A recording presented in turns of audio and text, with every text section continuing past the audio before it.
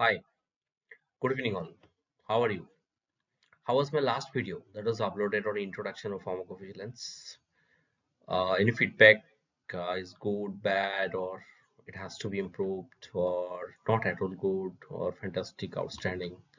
Love to receive your feedback from your end. I'm Momitaba Mukherjee. I've started a new channel on pharmacovigilance basics, especially for those graduates, the fresh graduates of BPharm as well as the life science, kickstart their career in pharmacovigilance industry. So today I will start my new topic, means history and evolution of pharmacovigilance. So this is the second PPT I will upload today. In the earlier slides, I have just going through once again, just 2 or 3 points I will tell. I discussed the what is the pharmacovigilance definition WHO and etymology of pharmacovigilance in the colloquial term, and IND, NDA, as well as also I discussed some in which phases of clinical trial the pharmacovigilance started, or is it necessary or not, or clinical research has relation or not, like that. So today I will go to the history, like what happens and what actually prompted to come into the picture of pharmacovigilance, or what is the landscape of pharmacovigilance, why it started. Pharmacovigilance was not started at overnight, so it takes there is some incidents occur. Due to that, it started. It's not like that it started all on a sudden. So I will discuss briefly about this. I will discuss only that major incidents. That only two incidents I will discuss today. That is sulfanilamide disaster along with the thalidomide disaster. Basically, thalidomide's tragedy, you can say, and some milestone in 20th century. Lastly, there were some quizzes. So without any wasting any time, I'm going to the topic. There was in between a lot of things happen, short and as well as also some minor incidents, but I'm not going to. I'm directly going to the sulfanilamide disaster. So it happens in the 19th century. In the 19th century, the formal practice of pharmacovigilance began, and during that period the focus was totally shifted on largely identifications on that adverse event or adverse drug reactions, you can say, and reporting of those events in a significant cases. It was increased, and due to this, and it was increased by through the physicians. And on the 19th century, if you go to the background, the sulfanilamide was the first antibiotic that was discovered, and it was used to treat the streptococcal infections.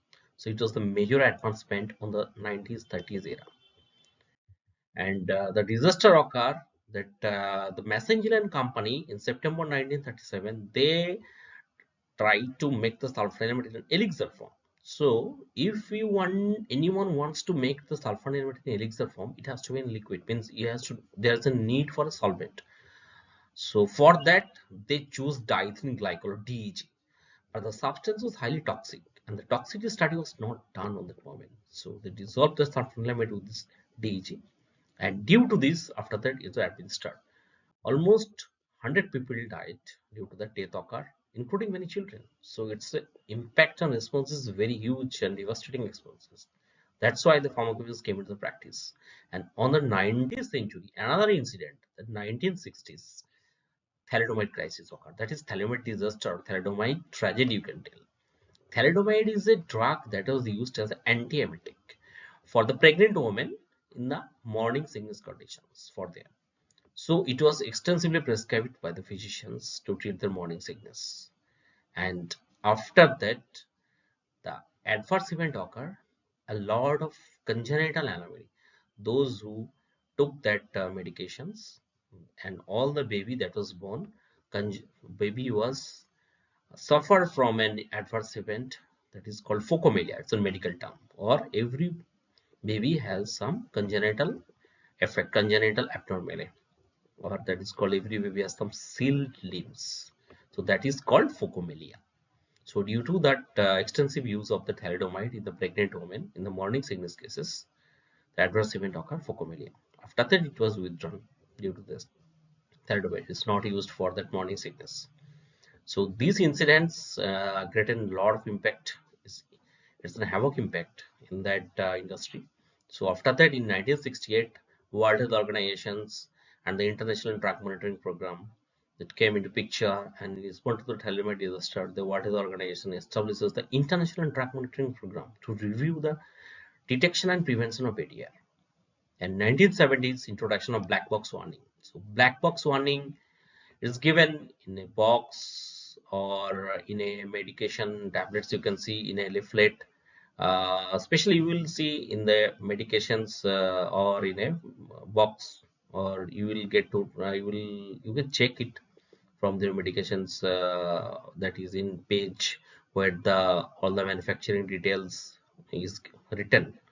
There is a black is given in a black sign, black in color, and this warning is given. So black box warning means there is a indication potential risk. So black box warning came in 1970s.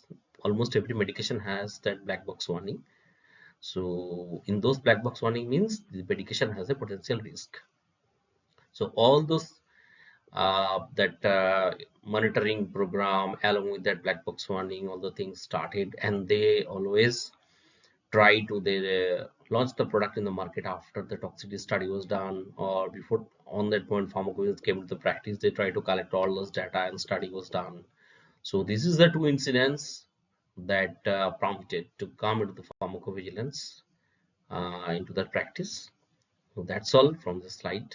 Just go through the thalidomide tragedy once again. It's very important, and I will go through the quizzes now. First is, what is the major incident that started pharmacovigilance in the limelight?